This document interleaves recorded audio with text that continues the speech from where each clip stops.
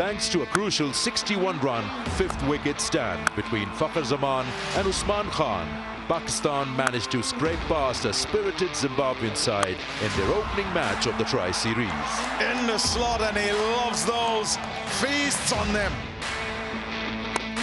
It's hit well, and it'll go over mid-wicket and go for 4. Sri Lanka will be looking to bounce back from their poor show against Zimbabwe. A solid performance from Hasaranga with the ball and good all-round effort from skipper Dasun Shanaka will give them some hope going into today's game. That's a super catch from his opposite number, Dasun Shanaka. Chances his arm, deep in wicket, in play and taken. Hasaranga wanted to hit this out of the park. Can Sri Lanka get back in the saddle? Let's find out.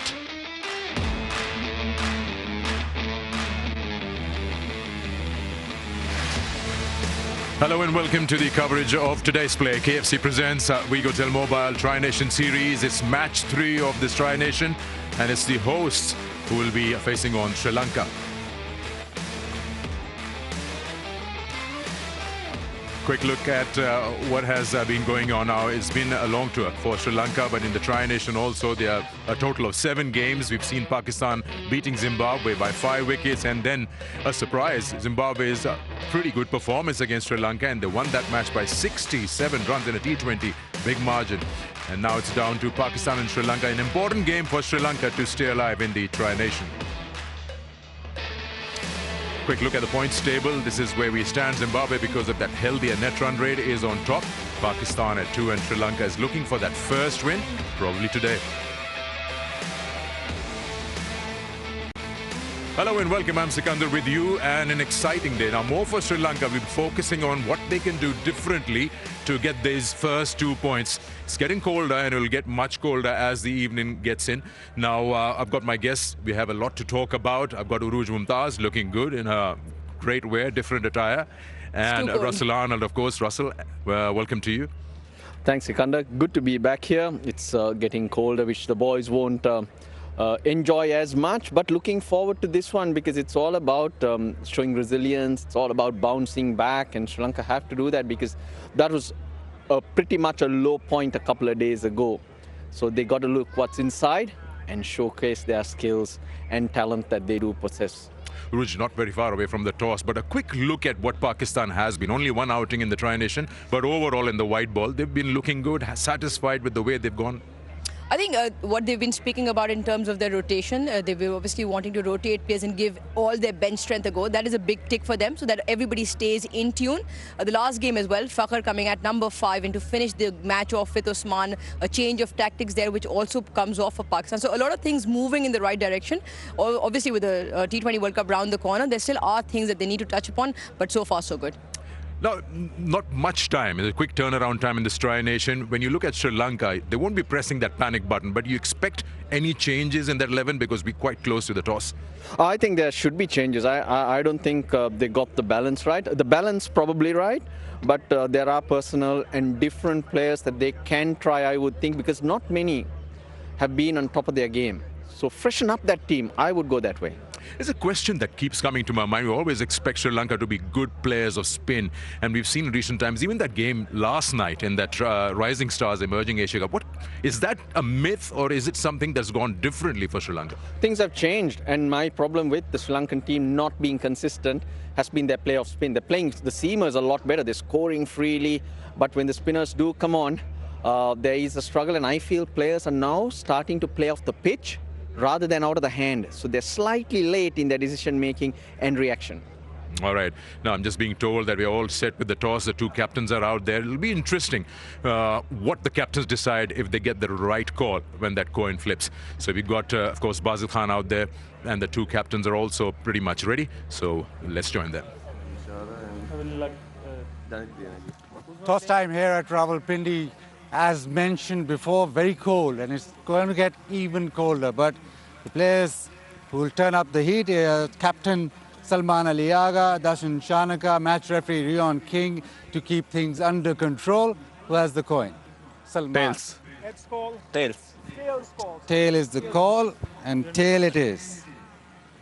Darshan, what will you do and why? Would like to bat first since it is used before 3 games played in this wicket. So yeah. Has there been any dew throughout the games that you've played? Previous game not actually. So I do expect the wicket to be same. What do you have to do well now? Because now it is almost crunch time for you guys. Of course, batters need to click out since we haven't done really well with the bat. So I think batters should stand up, and bowlers importantly depend the totals. Any changes to your side? 3 changes: V.S. Kanth making the debut, and Janit Dienage and Kamil Mishrain. Thank you very much and good luck. Thank you.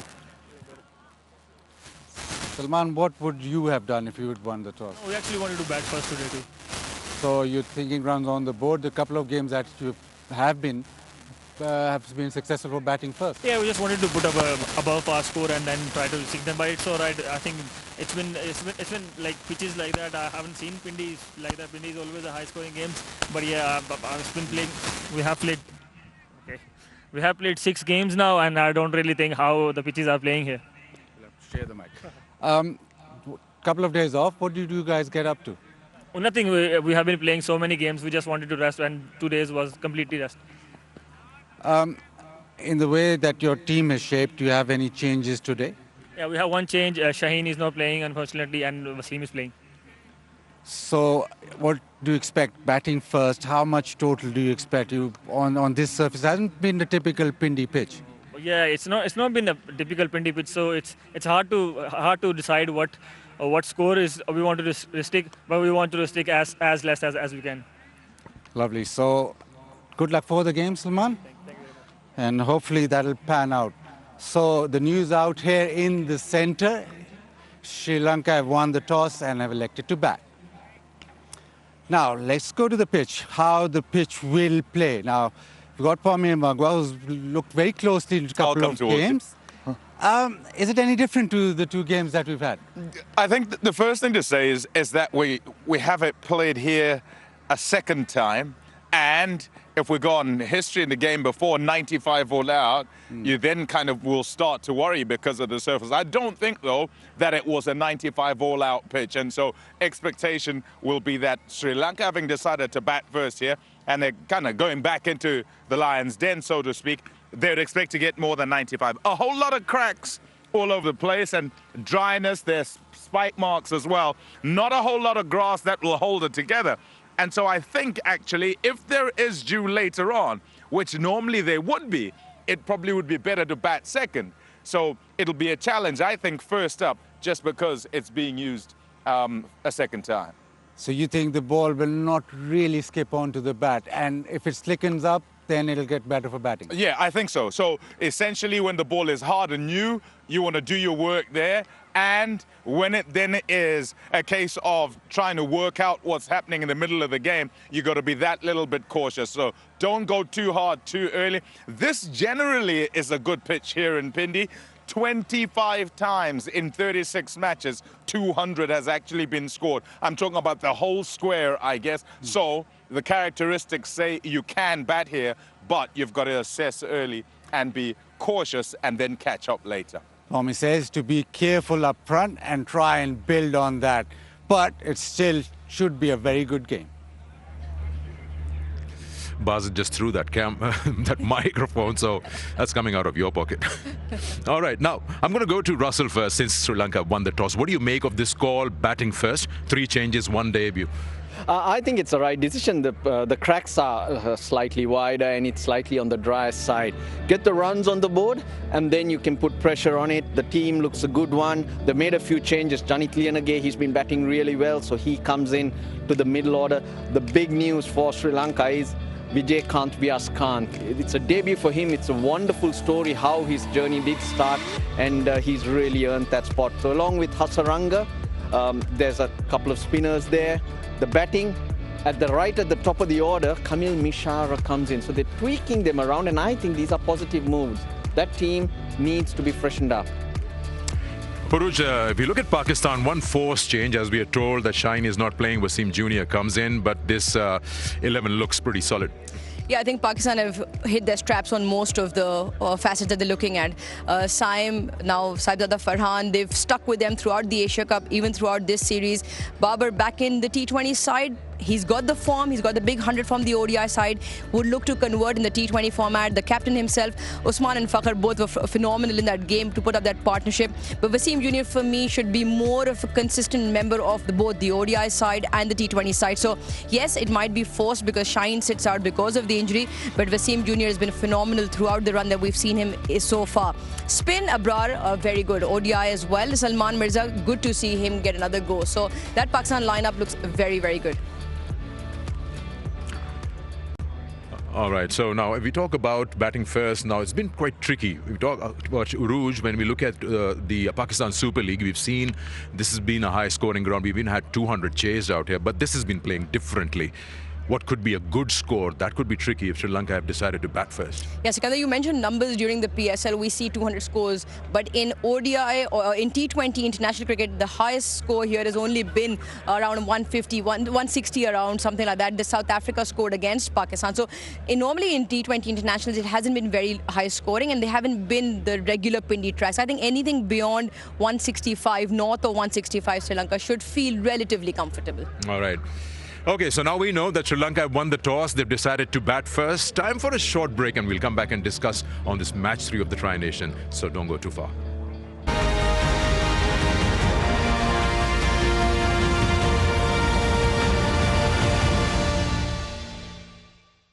Welcome back to the pitch side. We're talking about match 3 of this Tri-Nation, and we've got Uruj Mumtaz and Russell Anil alongside me. We'll start with Russell. Russell, Sri Lanka won the toss, decided to bat first.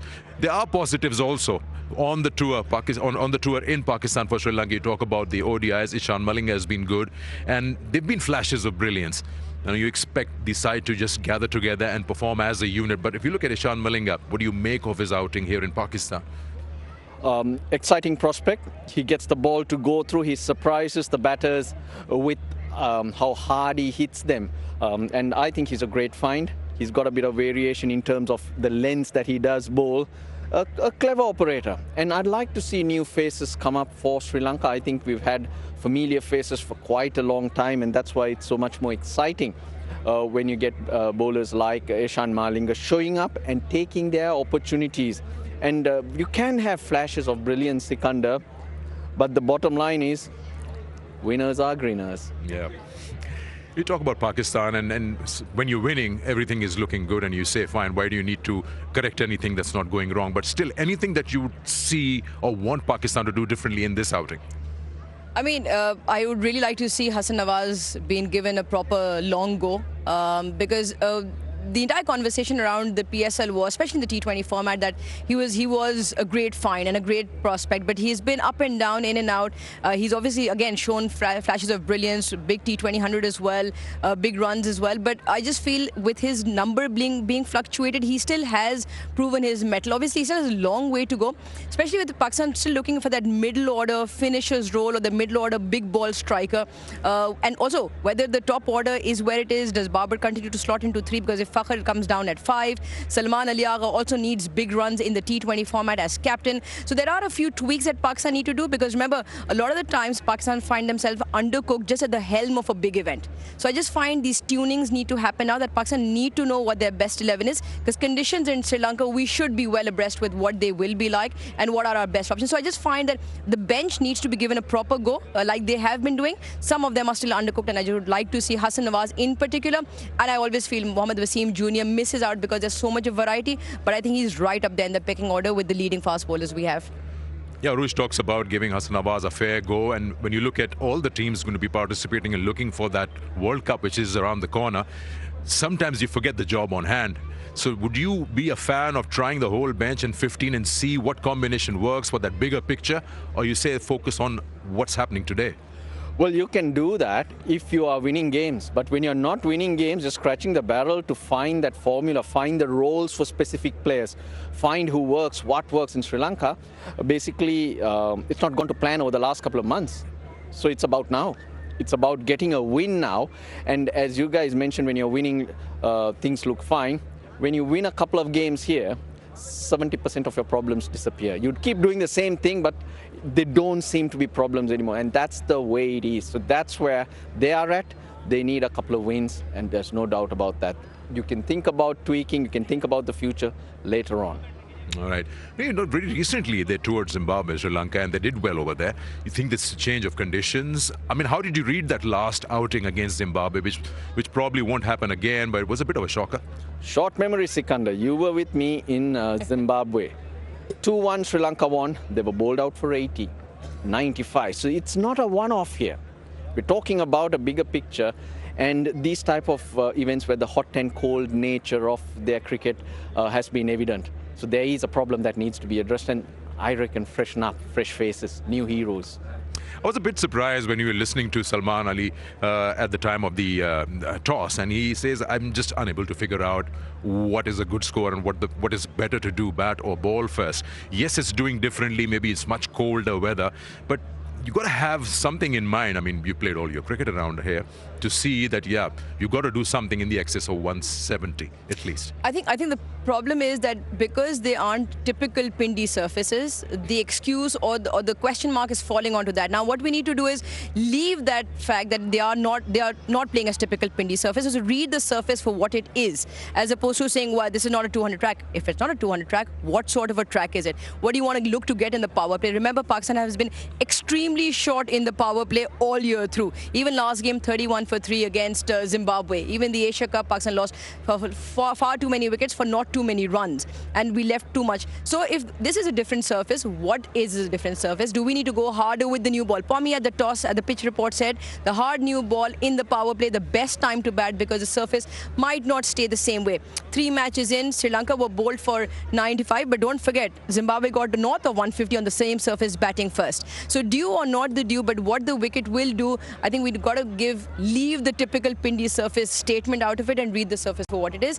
I still feel there are plenty of runs in it. Both times Zimbabwe's got runs batting first, and I still see more than 160 runs on the surface.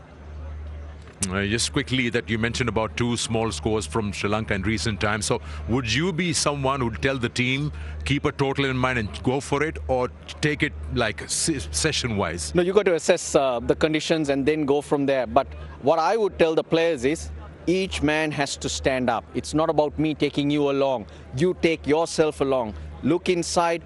Pathum Nissanka, he's a champion player. He needs to show up today, and Mishara as well.